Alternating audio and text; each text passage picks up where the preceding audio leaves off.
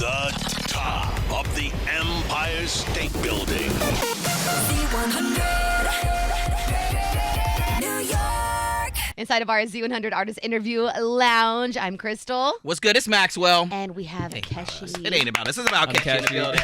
What up, fam?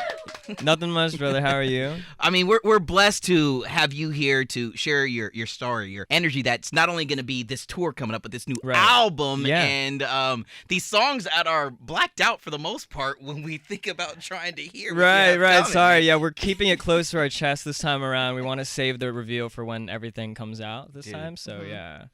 Well, your sophomore album. Right. And your first one did crazy numbers. Congratulations. Yeah, thank you so much. I'm immensely proud of it. Yeah, thank Just you. a few years ago. Where are you? Where's your headspace now compared to then? I think that this time around, there's kind of like a bar that we've set. Yeah. You know, the first album, like, sky's the limit. Let's just see how far we can go.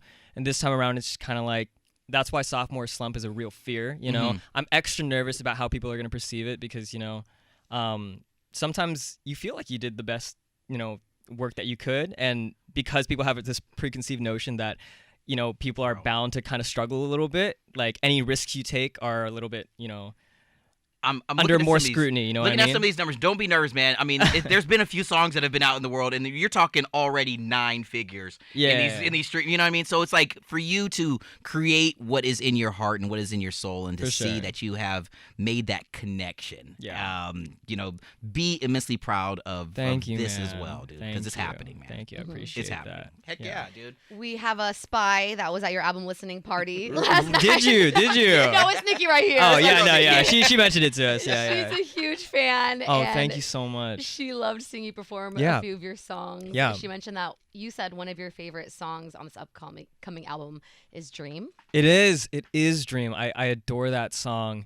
There's just something about it that nails my idea of the perfect song. Okay. Like lyrics, concise, but there's a twist in the song where it makes you think that you're singing about this perfect person, but the entire time you're actually talking about this perfect person to the person you want to be with.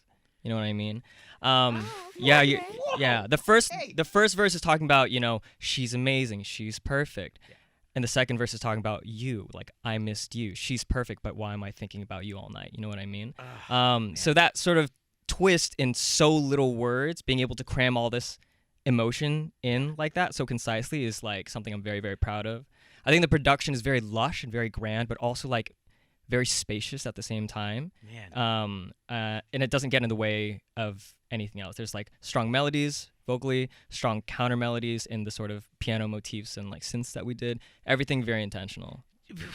Even the words of you describing this one particular song, very intentional. Nah, dog, I'm just a dork, bro. I'm just I'm a big nerd. But it's passion, and that's what is really so special. Yeah. Is that you're following this passion because those who are fans know that this was a career change. Like you could have very much well have been like rocking scrubs for the rest of your life. Dude, I still have photos of myself in scrubs from the hospital days, and I've been kind of holding on to them and like waiting for a chance to post them.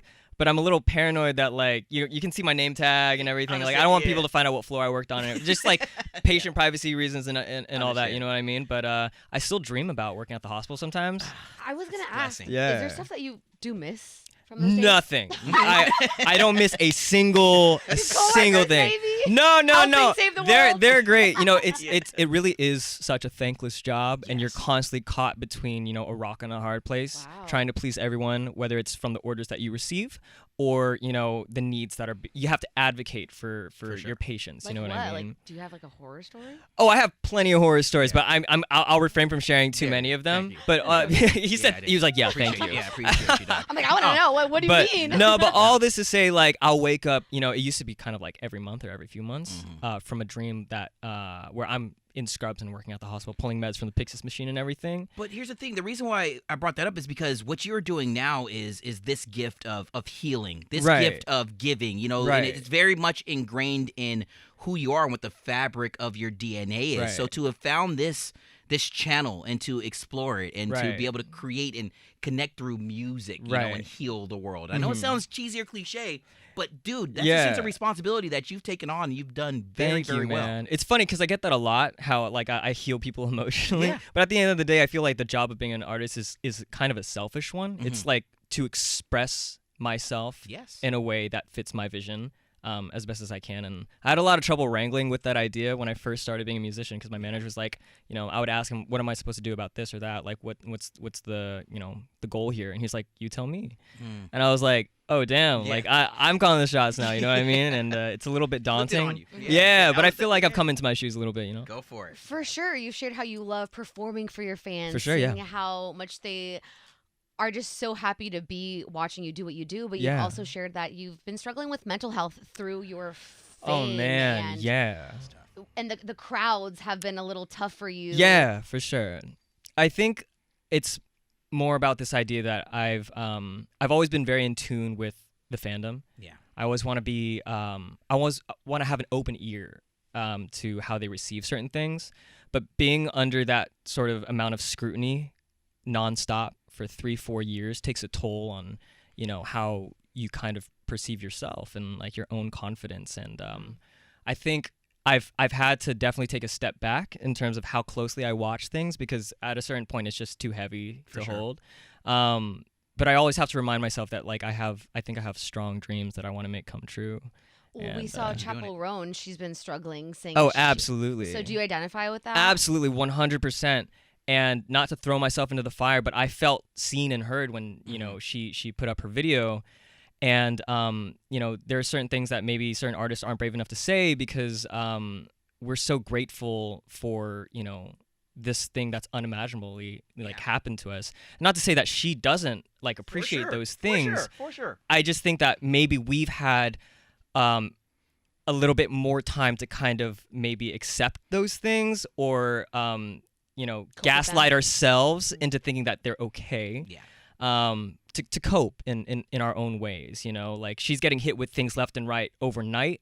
I've had years to kind of accept that my feelings are valid, but you know they're kind of the pills that I have to swallow if I want to make these certain things come true, you know. Understandable. No, I mean it's very much a double-edged sword, but Yeah. the fact that you're speaking up and you're being your truest sense of self and you're expressing that emotion, Yeah. you know, the feeling is something that all of us at times may feel but just don't have the words to put it together to express it. And Yeah.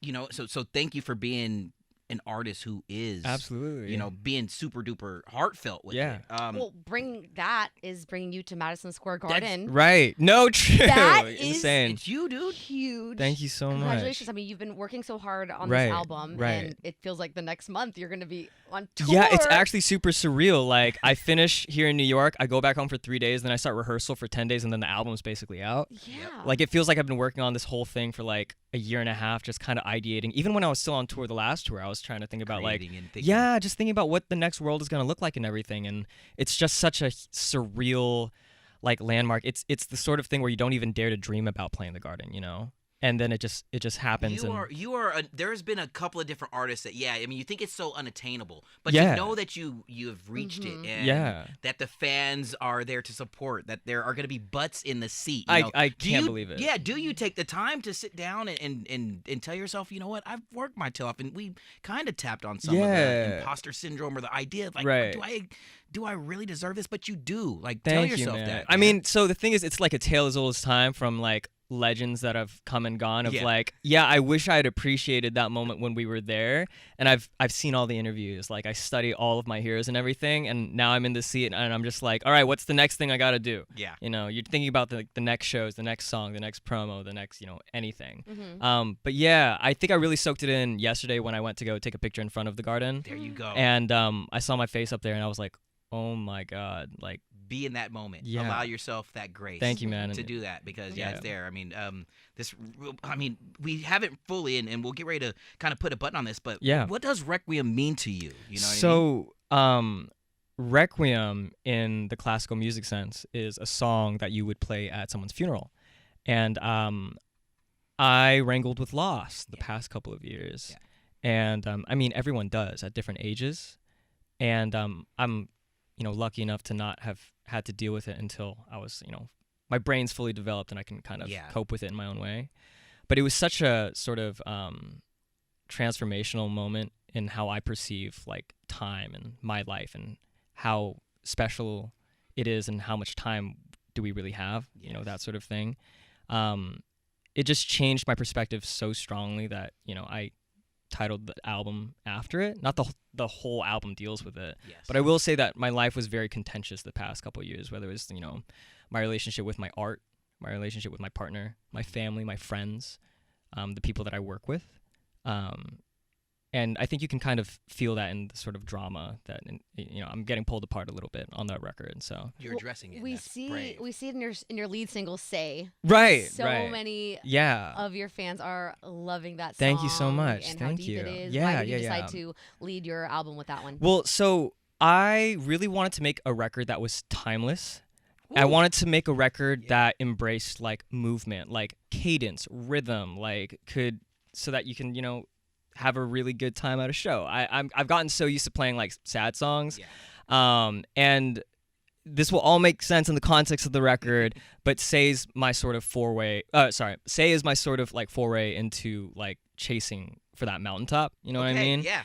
And it's kind of meta the way that I deal with it in the record. But once you guys hear that very first song on the record called "Amen," I think it'll all kind of make sense a little bit. Even that, just the first listen to Say was like, this is a record I can just throw on. Next thing you know, I'm cruising down the highway. Yeah. The flick is a little heavier on the gas, a little bit. Yeah. You're moving towards something. Yeah, for sure. And that's the energy, that's the vibe that this particular song brings in musically. Yeah, I think there's like an undeniable sort of like, when that snare hits, your neck's breaking a little bit.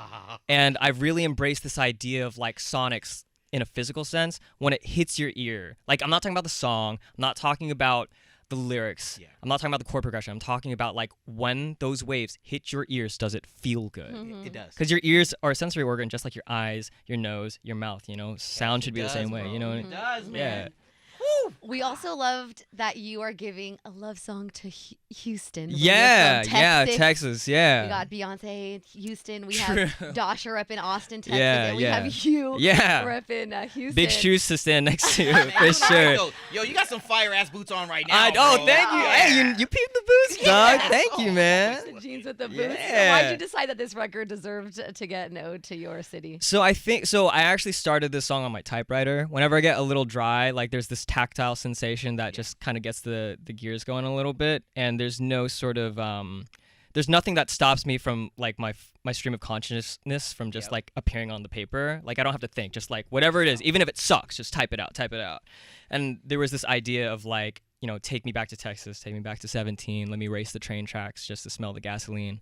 I grew up next to a railroad when I was younger, and anywhere I had to go, I would always drive parallel to it. So even when I was leaving home to go to college at UT Austin, even when I was leaving to go to the med center to go to work, when I was going to the airport to go sign my record deal in New York, like all these things, like it's a constant in my life. So I just wanted, I don't know, there was just something about, I miss childhood, I miss home, and I wanted to like have my home state kind of involved in it. You know what I mean? Dude, people that live by railroads have stories. Like, there was one I live by, and like, something happened this week. I feel like all these railroad stories. Yeah, I don't know. I was jealous of railroad There's something kids, romantic about it. You know what I mean? That too, right? I wanted to stick with the red bag on it, and I wanted to just hop on. Yeah. It's like you're running away from home stick. Yeah, over your shoulder. To this day. Yeah.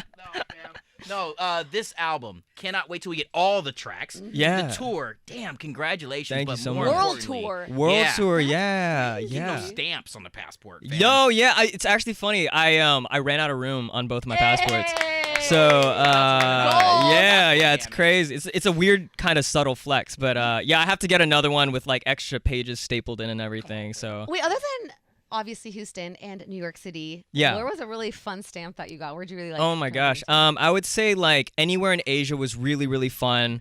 Like Tokyo was great. Seoul's always amazing. Like Southeast Asia, like Malaysia, Indonesia, Philippines. I've been to so many different places in Europe, like London, Amsterdam, Paris, Italy, like all these places. I'm so lucky to be able to like do that as my job, but Yeah, you know. and, if you got room, you know what I'm saying? I could. Yeah, man. In a trunk somewhere. Yeah. Because I've always wanted to be the Kuala Lumpur. I got you. Yeah, I got you. You know how big like a pedal board is? It's like about this big. I can I fit think one of yeah, I think so. All right. Yeah, Let's go. yeah. You'll have to share with the pedal board. I mean, Yeah. Now you're asking for too much. Oh, is that? For class like you. Yeah. No, but again, congratulations on the world tour. Thank you so On much. the album. Thank You've always you. kept it classy and For just given us sure. bops that we enjoy. Thank you so much for listening. That ear organ. Yeah, the is just out sensory there. organ. Hey, bro, I'm telling you. But one more time, thank you so much, Keshi. Thank you so much for having me, guys. Thank you. are Thank that you. dude, fam. From the top of the Empire State Building. Z100.